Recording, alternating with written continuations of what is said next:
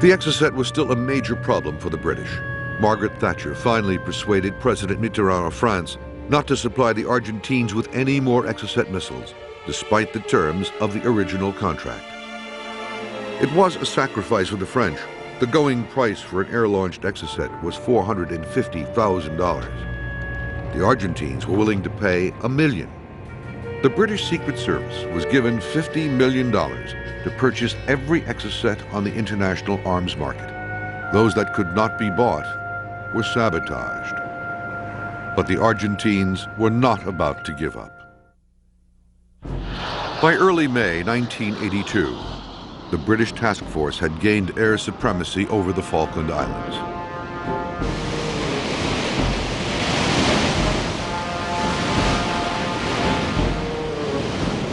But the winter was fast approaching, and the decision of where and when to make the amphibious landings had to be made quickly. With its expertise in amphibious warfare, the Special Boat Squadron surveyed numerous beaches and possible landing sites.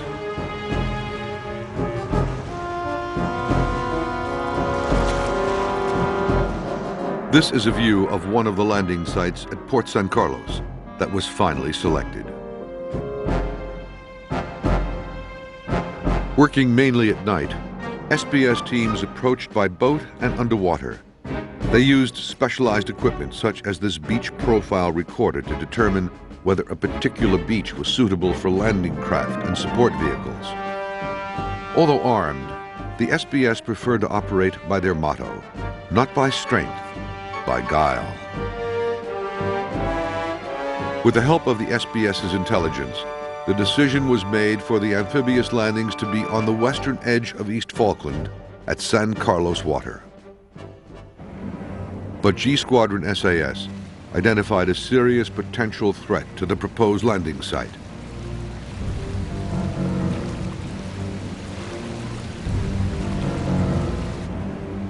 At Pebble Island on West Falkland, there was an airstrip where the Argentines had based 6 Pucara ground attack aircraft. Armed with rockets and napalm canisters, they could cause untold casualties among the closely packed troops on the landing beaches. First, the SAS had to eliminate this threat in an all-out raid. On the night of May 11th, a reconnaissance team made a covert insertion by canoe.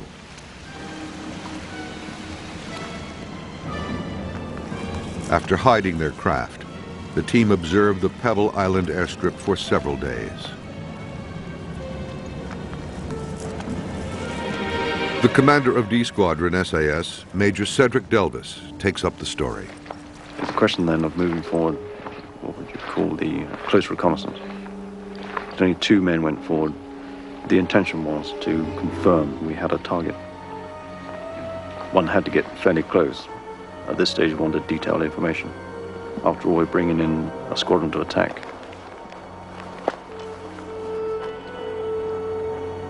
The patrol was able to look onto the airstrip and see, in fact, there were 11 aircraft up there, which were very well dispersed around the airstrip. As soon as possible after dark, they did move back and put together a message to be transmitted back to the squadron on Hermes. The squadron inserted an additional 40 men towards the islands through a very dark and stormy night. It would be wrong to say that tension was rising in any particularly dramatic way, but we were anxious to get off the helicopters. As soon as we were on land, the sooner really we would become masters of our own destiny. We had chosen the drop-off point some way back from the target. In fact, it was about 5 miles, to be quite certain that the enemy would not hear our approach. But nevertheless, we wanted to get those helicopters very quickly, so deplane as quickly as possible, and the helicopter lifted off. The commanders came forward to the patrol and received the updated plan. Okay, if you can close in now, because this position is defended. Okay, it's going to have to be a very quick briefing because we're about an hour late now. Personally, I've been clock watching ever since I left Hermes, and I knew I was beginning to run out of time. The whole process couldn't have taken more than a quarter of an hour from drop off to confirm brief to move on, but it seemed like an age. Right position here, and then we'll split up. All in all, people were carrying a lot of equipment that night. I would say the average load would have been a Bergen of about 40 or 50 pounds, and belt equipment, say 20 or 30 pounds. So we reached the final RV, the launch point, at 7:30, which was also not only a final checkpoint for the return of the troops, but also was going to be the mortar position. Troops, as they reached the point, dropped off their mortar bombs they were carrying, with the mortar team who established themselves. And I thought, well, since we're here, we might as well let the troops go forward and do what damage they could for 15 minutes. As it turned out, actually, I had great difficulty in getting them back, and didn't get them back for 45 minutes. The attack on the airstrip itself was conducted on the night of May 14th by mountain troop under the command of Captain Gavin Hamilton.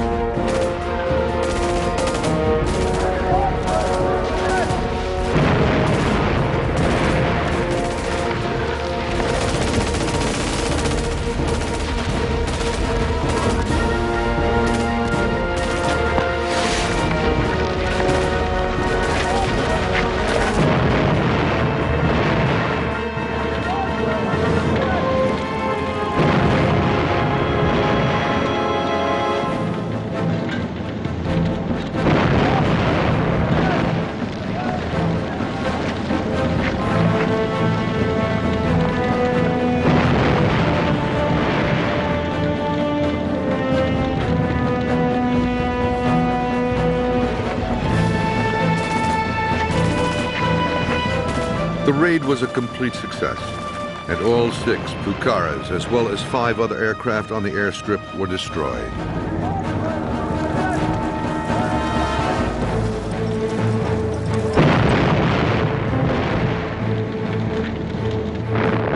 The SAS suffered only 2 minor casualties, and all the raiders returned safely to the aircraft carrier HMS Hermes.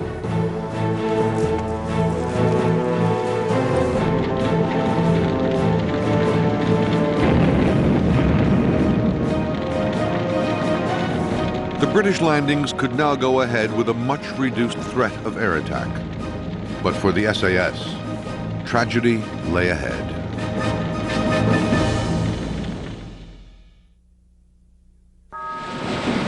The SAS raid on Pebble Island had been a success. By May 15th, the British task force could make its final preparations for landing on the Falkland Islands. But on May 19th, during a simple administrative flight, a Sea King helicopter carrying troops of D and G squadrons of the SAS was struck by a large bird. The helicopter plunged into the sea, and 20 members of the regiment perished. It was the greatest loss of life suffered by the SAS since World War II. Despite the tragedy, the British landed in San Carlos water on the morning of May 21st.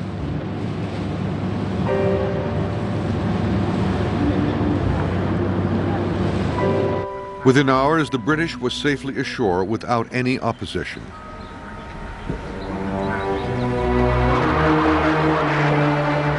But then the Argentine Air Force struck back with great courage and determination.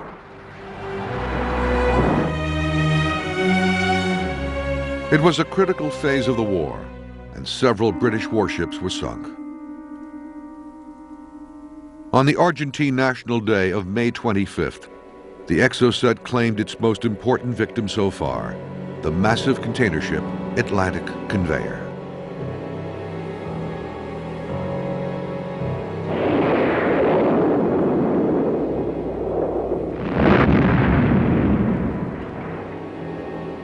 Thousands of tons of irreplaceable military stores were lost.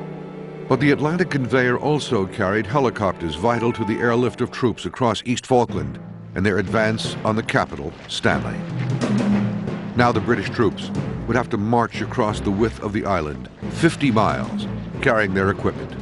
With the onset of winter and the weather deteriorating rapidly, it was a daunting task even for the fittest of soldiers. But first, the paratroopers had to eliminate the Argentine garrison at Goose Green. As the troops advanced, Pucarás attacked them. Suddenly, an SAS trooper stood up from his position, hidden in the scrub brush, and fired a Stinger